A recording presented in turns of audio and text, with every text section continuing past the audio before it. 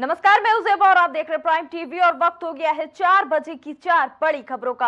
RSS प्रमुख मोहन भागवत ने एक बड़ा बयान देते हुए ये कहा है कि भारत एक हिंदू राष्ट्र है, हमें एकजुट होना होगा। भागवत का हिंदू समाज से एकता का आह्वान, हिंदू समाज को सुरक्षा के लिए एकजुट होना होगा। भाषा, जाति, प्रांत के मतभेद मिटाकर एकजुट हो जाएं सभी। राष्ट्रीय स्वयंसेवक संघ आरएसएस के प्रमुख मोहन भागवत ने शनिवार को हिंदू समाज से एकजुट होकर आपस में मतभेद और विवाद मिटाने का आह्वान किया है।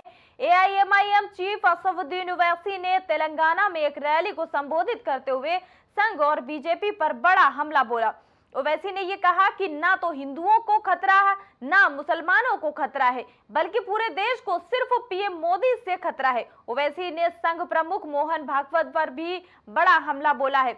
उन्होंने कहा कि पीएम मोदी और मोहन भागवत से पूरे देश को खतरा है। नहीं करना, क्योंकि हिंदू समाज को एक आदत है, वो ठेका दे देता है, भगवान बचाओ। अरे भगवान उनको बचाता है जो खुद कुछ करते हैं। वो पांडव जब अपने शस्त्र निकालकर रथ में बैठे युद्ध के लिए, तब भगवान ने उनका सारथ्य किया। भगवान का तो सामर्थ्य था, कुछ करने की जरूरत नहीं थी। भ्रुकुटी टेढ़ी कर देते तो सब दुष्ट लोग मर जाते, लेकिन भगवान ने ऐसा नहीं किया। क्यों? भगवान ऐसे कभी करता नहीं। काम तो उसकी दुनिया में जिन्होंने जन्म लिया है उन्हीं को करना पड़ता है। सत्य संकल्प के पीछे भगवान साहेबूत होके खड़े हो जाते, छोटी छोटी परीक्षाएं लेके रहते हैं कि भारत के 78 करोड़ हिंदुओं को खतरा है। सुनो मोहन भागवत, ना भारत के हिंदुओं को खतरा है, ना भारत के मुसलमानों को कोई खतरा है। हाँ, एक खतरा भारत के मुसलमानों को, हिंदुओं को, दलितों को, आदिवासियों को, सिखों को, ईसाइयों को है। वो किससे है? नरेंद्र मोदी और मोहन भागवत से खतरा है। जी हाँ, बता दें, भागवत और असदुद्दीन ओवैसी के बीच एक अजीबोगरीब जंग छिड़ गई है, जिसको लेकर मोहन भागवत ने हिंदू समाज से एकता का आह्वान किया है। हिंदू समाज को सुरक्षा के लिए एकजुट होने की अपील कर दी है। बता दें, भाषा, जाति, प्रांत के मतभेद मिटाकर एकजुट हो। राष्ट्रीय स्वयंसेवक संघ आरएसएस के प्रमुख मोहन भागवत ने शनिवार यानी 5 अक्टूबर को हिंदू समाज में एकजुट होकर आपस में मतभेद और विवाद मिटाने का आह्वान किया है। जी बता दें, संघ प्रमुख का ज्ञान क्यों भड़के है आखिर ओवैसी भाईजान। और बता दें, भागवत और ओवैसी के बीच ये अजीबोगरीब जंग छिड़ गई है। हिंदू समुदाय को एक होने की बात मोहन भागवत ने कही है। आखिर क्या बड़ी वजह है इस तरह के उनके बयान की? जी हाँ, बता दें, जिस तरह से संघ प्रमुख का ज्ञान हिंदुओं के लिए एक मैसेज उन्होंने दिया है। उन्होंने कहा है कि सभी हिंदुओं को अब एकजुट होने का समय आ गया है। उन्होंने कहा कि जिस तरह से इस माहौल चल रहा है, सुरक्षा की जरूरत है और सभी को एकजुट होना चाहिए। जी हाँ, बता दें, हिंदुओं को एकजुट हो जाओ, एक सुर में मोदी, योगी, भागवत। वजह इसकी चुनाव है या फिर कुछ और है? और खबर पर अधिक जानकारी के साथ संवाददाता राजेश हमारे साथ जुड़ चुके। राजेश, देखिए, आरएसएस प्रमुख ने एक अजीबोगरीब बयान दिया है कि सुरक्षा की जरूरत है। और क्या लगता है आपको कि हिंदुओं को किससे आखिर खतरा है? क्यों उन्होंने इतनी बड़ी बात कह दी है? आरएसएस प्रमुख कहते नजर आए हैं कि सभी हिंदू समुदाय को एक हो जाना चाहिए। आखिर क्या है बड़ी वजह उनके इस बयान की?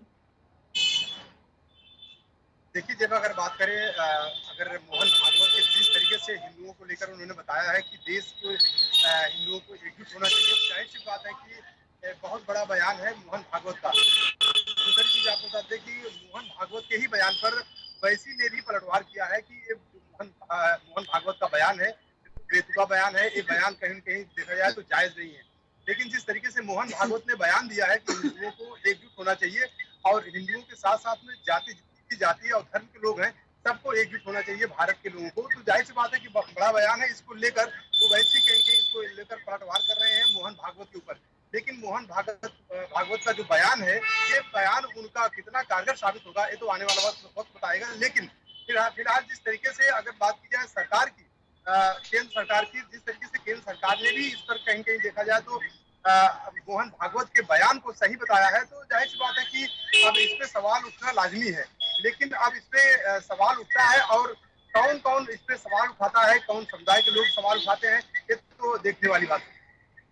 देखिए, इस बात को क्या इस तरह से भी जोड़ा जा सकता है, जिस तरह से असफुद्दीन ओवैसी ने तेलंगाना में एक रैली को संबोधित करते हुए संघ और बीजेपी पर बड़ा हमला बोला। ओवैसी ने देखिए ये कहा था कि ना तो हिंदुओं को खतरा है ना ही मुसलमानों को खतरा है, बल्कि पूरे देश को पीएम मोदी और संघ प्रमुख मोहन भागवत से उन्होंने खतरा बताया था। क्या हम कह सकते हैं कि ये मोहन भागवत का ये जो बयान है उसका पलटवार है?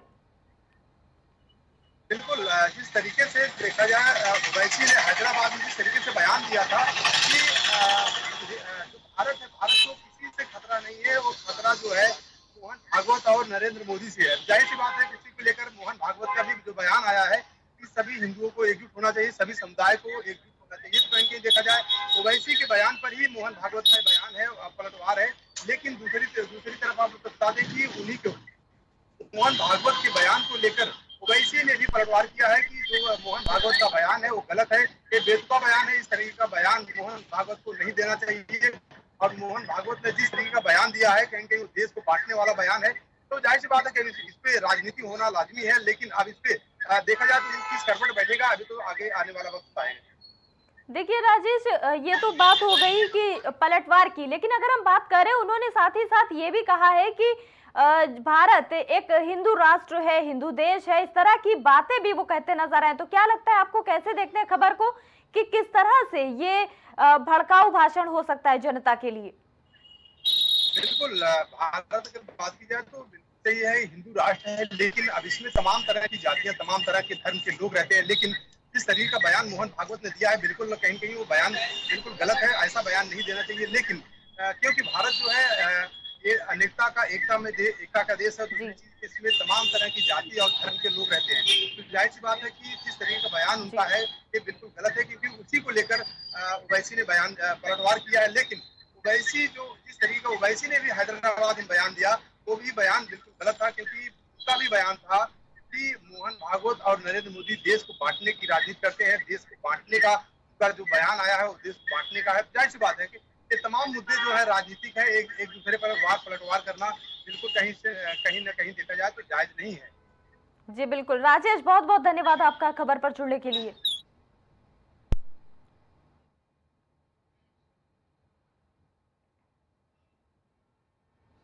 महंत यति नरसिंहानंद को एक बार फिर से भड़काऊ भाषण देने के आरोप में बुक किया गया है। आपको बता दें, उन पर यह आरोप है कि उन्होंने पैगंबर मोहम्मद के खिलाफ आपत्तिजनक टिप्पणी की है, जिससे उत्तर प्रदेश के गाजियाबाद जिले और अन्य राज्यों में भी विरोध प्रदर्शन अब शुरू हो चुका है। शनिवार को उनके सहयोगियों ने यह दावा किया है कि नरसिंहानंद को गाजियाबाद में हिरासत में लिया गया। हालांकि इस पर कोई आधिकारिक पुष्टि अभी नहीं हुई है। पैगंबर पर विवादित टिप्पणी के बाद यूपी समेत कई राज्यों में विरोध प्रदर्शन शुरू हो चुका है, जिसके बाद गाजियाबाद से लेकर हैदराबाद तक कई जगहों पर एफआईआर दर्ज की गई है। डासना मंदिर के बाहर भारी संख्या में पुलिस बल भी तैनात है। और खबर पर अधिक जानकारी के साथ संवाददाता कलीम हमारे साथ जुड़ चुके हैं।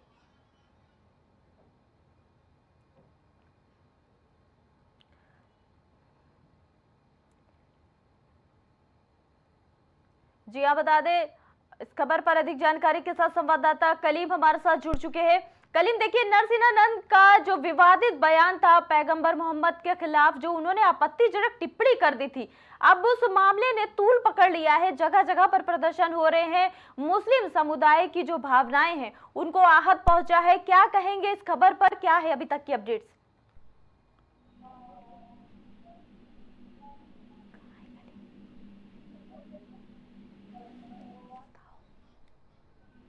कलीम, आपको हमारी आवाज आ रही है?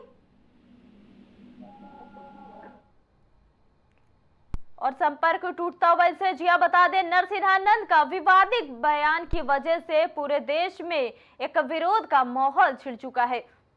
और बता दें, नरसिंहानंद के खिलाफ शहर शहर हो रहा है हंगामा और जगह जगह पर प्रदर्शन देखे जा रहे हैं और कई जगहों पर, कई थानों पर देखिए एफआईआर इनके खिलाफ दर्ज कराई गई है और मुस्लिम समुदाय के लोग जगह जगह पर प्रदर्शन कर रहे हैं। पैगंबर पर विवादित टिप्पणी के बाद यूपी समेत कई राज्यों में विरोध प्रदर्शन हुए हैं। गाजियाबाद से लेकर हैदराबाद तक कई जगहों पर एफआईआर दर्ज की गई है।